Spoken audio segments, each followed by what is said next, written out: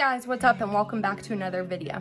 As far as the scent of the day, I don't have one for you today. I've kind of been gone the majority of the day and haven't had time to pull anything out. But if you're new to my channel, then welcome. I would love if you took a moment and subscribed and also hit that notification bell so you will never miss anything interesting. And also I do post on Instagram and Reddit every single day, so if you like content that's updated daily, be sure to go follow me.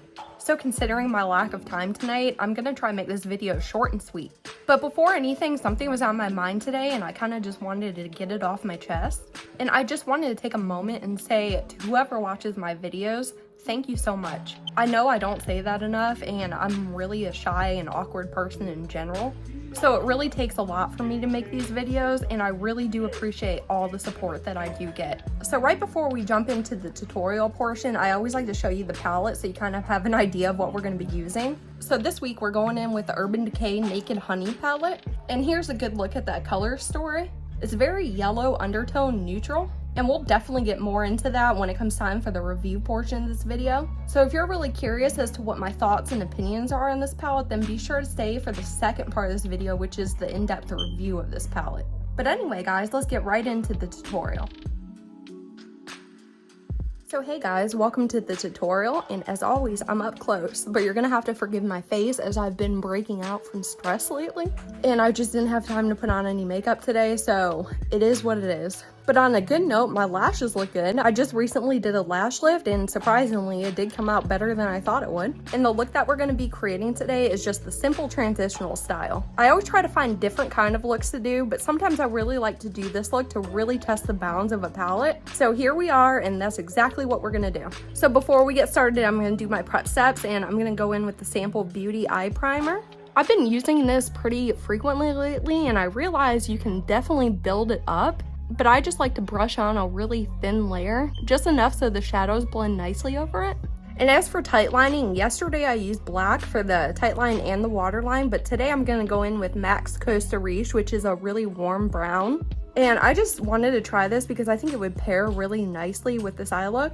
And actually I have to sharpen my pencil. Don't you hate that when you go to use a pencil and then it's dull? Okay, now I'm going to go in and tight line with my recently sharpened pencil. The first brush I'm going to take is just an angled liner brush, and I'm going to go into the satin shade in here, which is called Flyby. And the first thing I want to do is underline my entire eyebrow with the shade.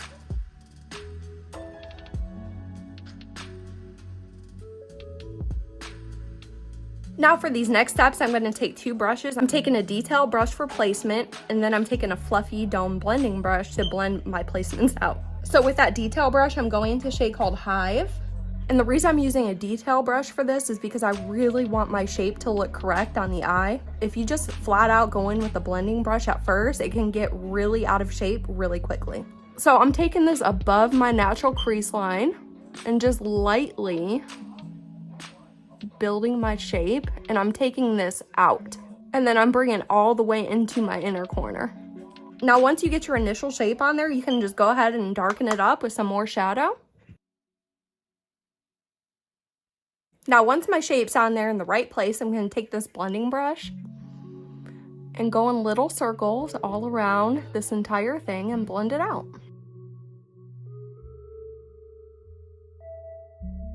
Now, back to that detail brush, going into a shade called Drip. And now I'm going to put this shade inside of my crease. So at the bottom of the shape that we just put, I'm just going to outline that shape and keep this inside my crease. Then again, taking the blending brush and just giving this a nice buff to blend it in. The next step is to start working on the outer corner. So same detail brush, but this time I'm using the darkest shade in the palette called Sting. And I'm going to fill in this entire outer part of my lid first. And then once I fill in the entire outer part of my lid, then I'm going to take it up a little bit above my crease.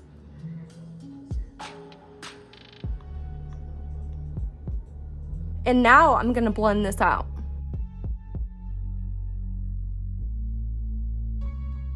Now it's time to add the shimmers, and I really recommend using these wet because they're like liquid metal. But before I sat down, I didn't get any water, so I'm just going to use them dry today. And the first shade we're going to go into is called Golden. And we're gonna put this on the inner part of our mobile lid. Now, once you get done with that, take the same brush and go into the shade called Amber. And we're gonna put that on the middle part of our lid. And I kind of like to take that shade Golden and kind of drag it into the amber shade so it blends easier.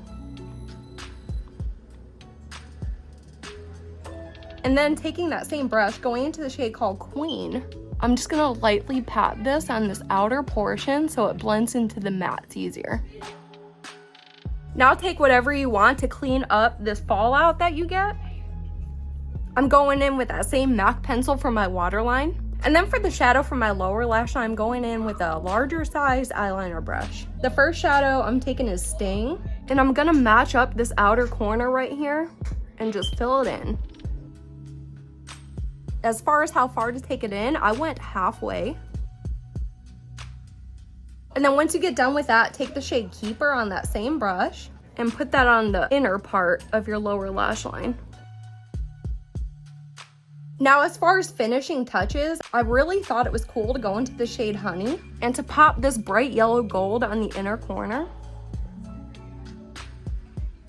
And then I also took that same gold and put it lightly under my brow bone.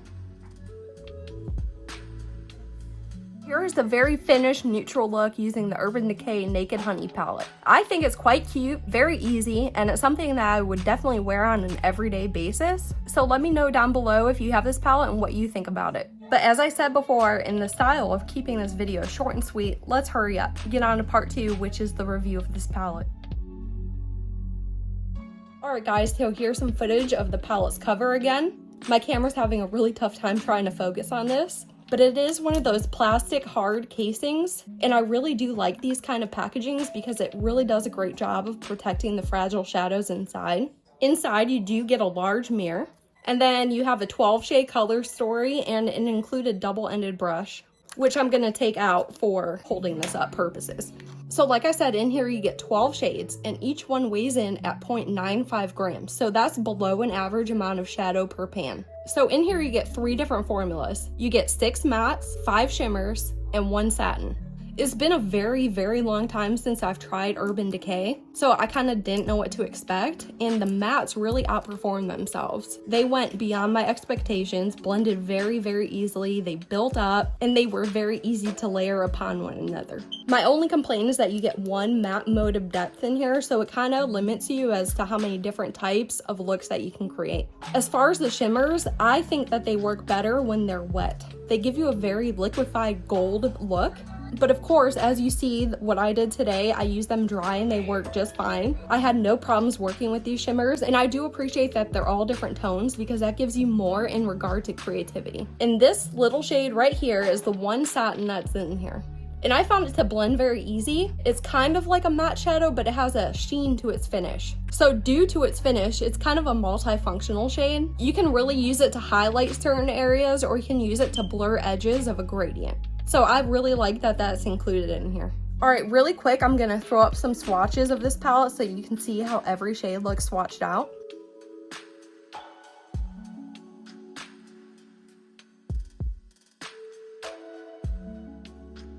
So now let's get into the routine data check.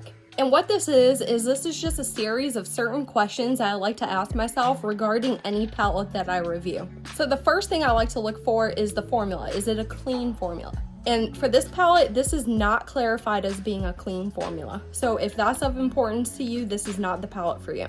The next thing is its cruelty-free status. And this palette is indeed cruelty-free. The next thing is if it's vegan, and this palette is not vegan. And the last thing is I want to locate where the expiration date is. And I found that the expiration date on this one is 24 months, and you could easily find it on the back of the palette. So now let's move on to my favorite part of the video, which is the cost evaluation. We all like to know how much things cost and if it's worth it, right? So if you went out and bought this palette as it is today, it would cost you $49. Breaking that down a little bit, it comes to $4.08 per shade.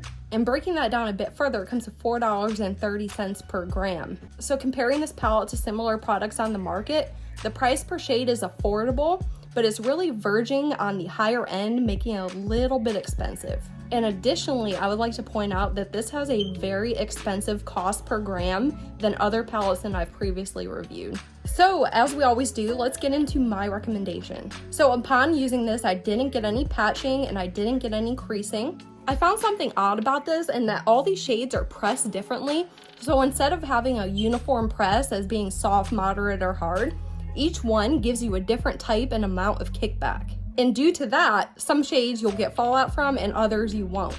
This deep matte shade right here gave me the most problems in terms of fallout. But as far as my personal opinion on this, I definitely say it's worth it. Since I've been able to use this, I really see what all the hype is about. And like always, I have 3 descriptive reasons why I do recommend this. The first reason is it has extraordinary blendability. Like I said, I haven't used the Urban Decay palette in quite a while. So initially I thought I was going to struggle with blending these, but when I actually put them on my eye, I was really astounded by how easy they were to blend out. And I think that's a significant part of a palette when it works in your favor in that manner. My second reason is because when you wet these shimmers in here, they apply like liquid metal. That doesn't always happen to me, and when it does, I get really excited. I love the way that looks, and it just makes them look so sleek and smooth, and it really looks cool. And I think it's really neat that this formula is one of those types. And the third reason is because the entire creative inspiration behind this palette is the honeybee.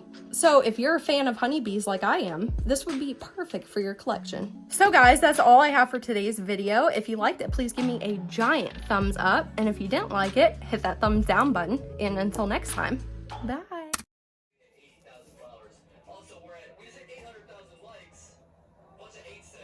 Cece, can you turn that down a little bit?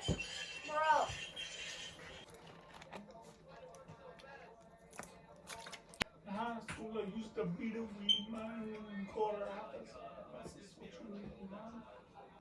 So if you're really curious as to what my thoughts are on this and if you're really curious as to what my thoughts and opinions are on this, then make sure you stay for the